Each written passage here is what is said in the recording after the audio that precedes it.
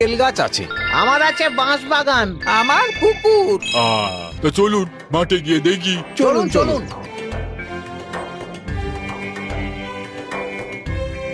দুগ্গা দুগ্গা দুগ্গা দুগ্গা দুগ্গা দুগ্গা দুগ্গা দুগ্গা। মাঠে গিয়ে বাঁশ ও নারকেল কিছুই সাধনের পছন্দ হয় না। সে জানায়, না, এই নারকোল তেমন পুরুষ্টু নয়, আর বাঁশ তো আজকাল বাজারে চলছে না ভাই। সবাই লোহার রড বসিয়ে কাজ চালিয়ে নিচ্ছে। হ্যাঁ, আমার পুকুর ঘাটে চলুন, দেখবেন কত পুরুষ্টু মাছ। তো চলুন।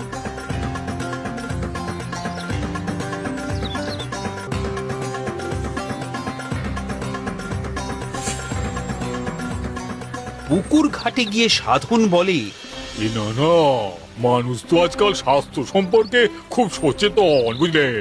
এই জিওল মাছ ছাড়া খাচ্ছেই না, আর তাছাড়া মাছের দামও খুব পড়ে গেছে। হঠাৎ যেন সাধনের চোখ পড়ে ছোট ভাইয়ের সুপুরি বাগানের দিকে। ও কি, ওটা কার বাগান? ওটা ওটা ওর সুপুরি বাগান। বাবা বাবা বাবা, এই আপনারা তো আগে বলেননি আপনাদের সুপুরি বাগান আছে। হ্যাঁ হ্যাঁ ছিল, তবে এখন ওটা ছোটর নামে। বাবা, এখন সুপুরি তো পাওয়াই যাচ্ছে না ভাই। হ্যাঁ, তাই সুপুরির দাম এখন সোনার দামের মতো। তা আপনি সুপুরি বেচবেন তো? হ্যাঁ নিশ্চয়ই বেচবো। বেশ বেশ বেশ, এই তাহলে আমি কালই সব সুপুরি নিয়ে যাব, কেমন? আর বাড়ি গিয়ে টাকা দিয়ে আসবো। আচ্ছা।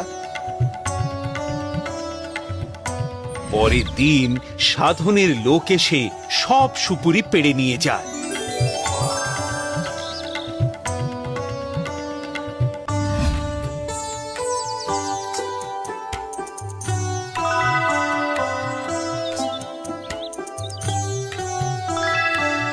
দেখো দেখো, কপাল দেখো ছোটর।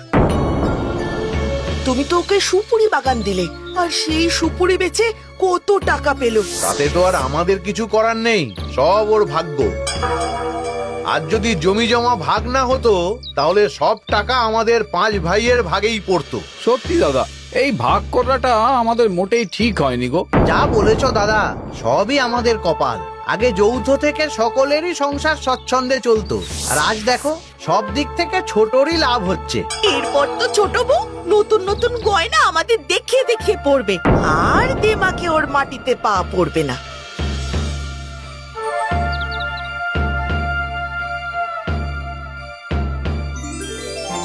এ কি,